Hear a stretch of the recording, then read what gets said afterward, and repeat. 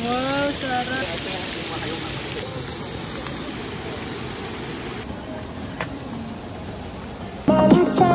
Ay, wow! 3 days off yarn. Meron namang hindi nag-OT at madaming tongtong sa katawan, girl. Lubayan mo ako. Sakit sa likod doon sa fairway. Huy, COA. Come with us. Magtampisaw sa mini falls or sapa bato. Go! Hi, hello! Here's your Chinsan Sudizi in Taiwan City. Again, Shishinina Motolay and Ray for the unwind for today's video. Super lamig ng tubig. Kahit sobrang init ang kapaligiran at kabukiran, pero parang may paayos ng tubig. Mapapawaw ka lang talaga sa mga ilog, sapa or falls nila dito. Yung wala kang makakitang lumulutang na basura or tinatapunan na kung ano-ano. Sobrang disiplina ang mga person here. Kahit walang nakabantay at naliligo man sila sa ilog or sapa nila, wala kang nakikita na itatapon lang ang mga dala nilang pagkain sa tubig. Ultimo maghugas ka ng nilutuan sa mismong tubig. Kahit kanin-kanin pa yan at makakain din naman ng isda, ay mahihiya ka at baka mabash or mahuli ka pa.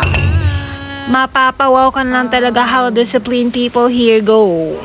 Basura mo itapon mo gano'n. Mostly ang mga pagkainan dito ay clay go talaga So kung hindi ka sanay, mag-practice ka na lang muna. Mag-clean as you go. Pero may mga pagkainan naman na sila nang nagliligpit, pero 90% tayo talaga magliligpit after kumain gano'n. Mga eksena dito. Share ko lang. Sharing. So after namin nag-mini falls, pumunta kami sa other destination. Part pa rin siya ng Miol. Ito yung address. Sa Monet Secret Garden. Go! Kailangan nyo mag-rent ng car at para makapunta kasi sasadyain siya. Walang commute go. Parehas tayong mawawala. Sumakay lang ako pagising ko. Nandito na sa destinasyon. Huy, matik yarn.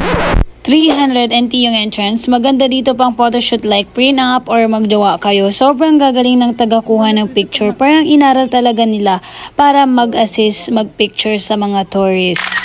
Maliit lang ang place pero halos lahat pwedeng picturean.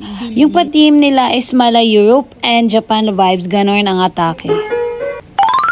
Dito sa Taiwan, apakadaming magagalahan. Pera na lang at oras ang problemahin mo, go! Kasi pag may pasok ka, halos mas madami ang oras mo sa work kaysa sa bahay at lalo na't OT-OT kaya.